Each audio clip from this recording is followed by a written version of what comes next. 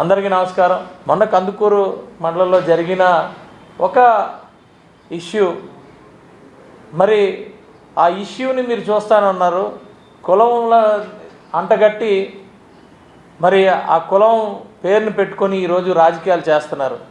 హాస్పిటల్లో ఎవరైతే శతగాత్రులు ఉన్నారో, ఎవరైతే మరి వాళ్ళని పరామర్శించడానికి మరి జక్కంపూడి రాజా కానీ వీళ్ళు అంబటి కానీ వీళ్ళందరూ వెళ్ళినప్పుడు మరి వాళ్ళని పరామర్శించి రావాలి. కానీ కులాల పేర్లతో మరి కాపు కులాన్ని తిట్టడం కోసం కాపు కులాన్ని ఎత్తి పవన్ కళ్యాణ్ గారిని ఈ విషయంలో A1 ముద్దాయిగా చేర్చాలని, A2 A3 చంద్రబాబు నాయుడు గారిని అలాగే లోకేష్ గారిని చేర్చాలని అనటం అది సమంజసం కాదు. స్వయాన ఎవరైతే ఉన్నారో ఆ చనిపోయిన వ్యక్తి భార్య, ఆవిడ చాలా క్లారిటీగా చెప్తా ఉంది, ఇవి కులాలకి వాటికి అంటగట్టద్దు, బోల్డ్ దుఃఖంలో ఉన్నాం, దయచేసి అలాంటివి ఏమీ లేవు అని చెప్పినా కూడా మరి వీళ్ళు వీళ్ళదే. మరి నేను అడుగుతూ ఉన్నాను, మీరు రాజకీయం చేసినప్పుడు ఈ రాష్ట్రానికి ఏం చేశారు, మరి రాష్ట్రం ఎలా ఏం చేశారు, దాని మీద అభివృద్ధి ఏం చేశారని మాట్లాడుకొని ప్రజల దగ్గరికి వెళ్ళాలి. కానీ కులాలని చీల్చి కులాలు మాట ప్రస్తావన చేసి మరి చనిపోయే వాళ్ళతో రాజకీయాలు చేయటం మరి అవి ఎంతవరకు తగును? అయితే వాస్తవం ఏంటంటే ఆ పార్టీ వైఎస్ఆర్సీపీ పార్టీ పెట్టిందే రాజశేఖర రెడ్డి గారు చనిపోయిన తర్వాత. అక్కడ ఆ చనిపోయిన రాజకీయంతో పెట్టారు పార్టీని. ఒక పక్క భౌతికాయం ఇంకా రాలేదు, పక్కన సంతకాలు పెట్టించుకున్నాడు ఆ పెద్ద ఆయన మహానుభావుడు. మరి అలాగే అనాలా? నాకు తెలిసి ప్రపంచంలో ఎప్పుడు కూడా ఒక తండ్రి చనిపోతే తండ్రి భౌతికాయాన్ని తెచ్చుకుంటారు వెళ్ళి, కానీ అవి పక్కన వదిలేసి అందరితో సంతకాలు పెట్టించుకున్నాడు ముఖ్యమంత్రి అవ్వాలని. మరి అలాంటి వాళ్ళకి అలాంటి ఆలోచనలు కాదు, ఎలాంటి ఆలోచనలు వస్తాయి? శవరాజకీయాలు చేయడంతోనే మొదలైంది వాళ్ళ పార్టీ. వాళ్ళ వెనకాతలు ఉన్న చెంచాలు మీరు ఈరోజు చూసుకోండి. అంటే నేను మరీ మాట్లాడడానికి కొంచెం ఇబ్బందికరంగా ఉన్నా కూడా మరి అంబటి రాంబాబు లాంటి వాళ్ళు కూడా మాట్లాడతారుగా. మరి వాళ్ళు తీసేసిన తహసీల్దార్ లాంటి వాళ్ళు, జక్కంపూడి రాజా మాట్లాడుతున్నాడు. కాపుల గురించి మాట్లాడడానికి హక్కే ఉంది. ఏదో రైతుకి మరి ఏదైతే భరోసా లాంటిది ఇస్తున్నారో ఆ రైతు దీన్ని పెన్షన్లని ఇవని అందులో కాపు కార్పొరేషన్లో నేర్పించేసుకొని ఇదిగో ఎంత ఇస్తున్నావు అంత ఇస్తున్నావు, ఆల్రెడీ ఇచ్చిన వాటిని మళ్ళీ కాపు కార్పొరేషన్ ద్వారా ఎంత ఇస్తున్నాం అని చెప్పి ఆ రోజు గడిపేసిన జక్కంపూడి రాజా మరి కాపుల గురించి మాట్లాడితే ఎలా? ఆయన ఆధ్వర్యంలోనే కదా కాపు కార్పొరేషన్ పూర్తిగా నిర్వీర్యం చేసేది ఆ గవర్నమెంట్, వైఎస్ఆర్సీపీ గవర్నమెంట్. ఆయనకి హక్కు ఉందా కాపుల గురించి మాట్లాడడానికి? మీరు ఏం చేశారు కాపు కార్పొరేషన్లో ఉన్నప్పుడు జక్కంపూడి రాజా గారు? అలాగే అంబటి రాంబాబు ఎందుకు మాట్లాడతాడో తెలియదు. అతను ఒక మంత్రి అయ్యి ఆ రోజు మరి ఇరిగేషన్ పోలవరం ఎప్పుడు కంప్లీట్ అవుతుందంటే ఎప్పుడవుతుందో నాకు తెలియదు అన్న వ్యక్తి ఈరోజు ఏం పడితే ఎందుకు మాట్లాడతాడు?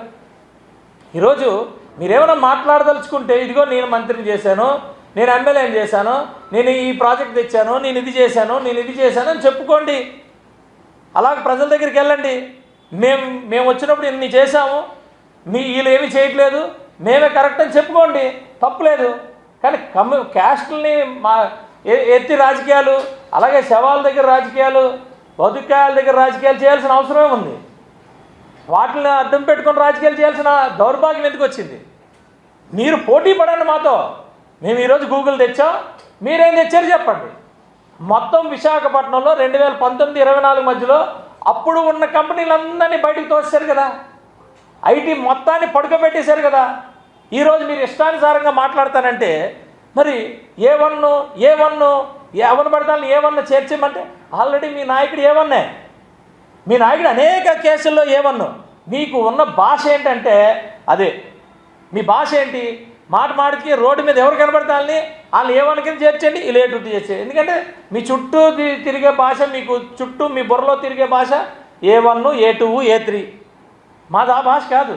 మీ బుర్రలో ఎంతసేపు కబ్జాలు, కులాలు మతాలతో రాజకీయాలు, అలాగే మీకు ఎంతసేపు A1లు, ఛార్జ్ షీట్లు, లేకపోతే ఎవరినన్నా తొక్కేయడాలు, అడ్డంగా దోచేయడాలు, చేతకాని మాటలు మాట్లాడాలు ఇవి మీ దగ్గర తగులుతాయి. ఇవన్నీ ప్రజలు గమనించారు కాబట్టి మిమ్మల్ని ఇంటికి పంపించారు. ఇవన్నీ ఇప్పుడు కూడా మీరు మాట్లాడుతున్నారు. మీరు మాట్లాడుతుంది దయచేసి మీరు అర్థం చేసుకోండి. ఇంకా అయిపోయిన ఆంధ్రప్రదేశ్లో ఈ కులాలు మతాలు మరి శవాల రాజకీయాలు అయిపోయినాయి. ఈ రాజకీయాలు అయిపోయినాయి. ఆంధ్రప్రదేశ్లో మిగిలింది కేవలం అభివృద్ధి ఫ్యూచరు. ఈ రాజకీయాలు ఉన్నాయని మీరు ఇంకా తెలుసుకోకపోతే ఎలా? మీరు తెలుసుకోండి. మీరు దానికి పోటీ పడితే మీ పార్టీ మిగిలి ఉంటుంది. కాదు మేము ఇంకా A1 A2 A3 చుట్టూలో తిరుగుతాం, ఆటలు చుట్టే తిరుగుతాం, కులాలని మతాలని విడదీసి మాట్లాడతాం. అప్పుడు కూడా అలాగే బీసీలను విడదీసుకుంటూ పోయారు. ఇప్పుడు కాపులు డివైడ్ చేసుకుంటూ పోతా ఉన్నారు. అనేకమైన మీరు ఈ రాజకీయాలు చేసుకుంటానంటే ప్రజలు ఎప్పటికీ మిమ్మల్ని రానివ్వరు. ఊరికే ఒక పార్టీ పెట్టుకున్నాం కాబట్టి ఆ పార్టీ నుంచి ఏం పడుతుంది మాట్లాడతామంటే మీరు తీసేసిన తహసీల్దారులని గుర్తుపెట్టుకోండి. మీరు మీరు మీ మీ పప్పులు ఉడకమని గుర్తుపెట్టుకోండి. ఊరికే ఏది పడుతుంది మాట్లాడితే కుదరదనేది కూడా గుర్తుపెట్టుకోండి. జనసేన పార్టీ 100% కులాలని కలిపే, మతాల్ని కలిపే, మతాల ప్రస్తావన లేని కొన్ని సిద్ధాంతాలతో ఈ పార్టీ వచ్చింది. ఎప్పటికీ కూడా మేము ఈ సిద్ధాంతాలతోనే రాజకీయం చేస్తాం. మేము చాలా గట్టి సిద్ధాంతాలతో వచ్చాం. మేము దేశం కోసం పనిచేయడానికి వచ్చాం. మేము ఎప్పటికప్పుడు మళ్ళీ మీకు ప్రోగ్రెస్ రిపోర్ట్ ఇస్తాం. ప్రతి ఎమ్మెల్యేకి 6 నెలలకు ఒకసారి రిపోర్ట్ ఉంది. ప్రతి సంవత్సరం రిపోర్ట్లు ఇస్తాం. ఈ 5 సంవత్సరాలు మళ్ళీ మేము వస్తాం. మళ్ళీ 5 సంవత్సరాల్లో మేము రిపోర్ట్ ఇస్తాం. మేము 5 సంవత్సరాలు ఏం చేసాం, మీరు 19-24 మధ్యలో ఏం చేశారో మీరు రిపోర్ట్ ఇవ్వండి. ఊరికి ఏదో అవకాశం దొరికింది కదా అని ఇష్టానుసారంగా ఏదో ఉన్న 10 మందితో డ్యాన్స్ చేస్తానంటే కుదరదు. ఇది ప్రజలు గమనిస్తున్నారు. మీరు సహకరించండి, లేదంటే సైలెంట్గా కూర్చోండి.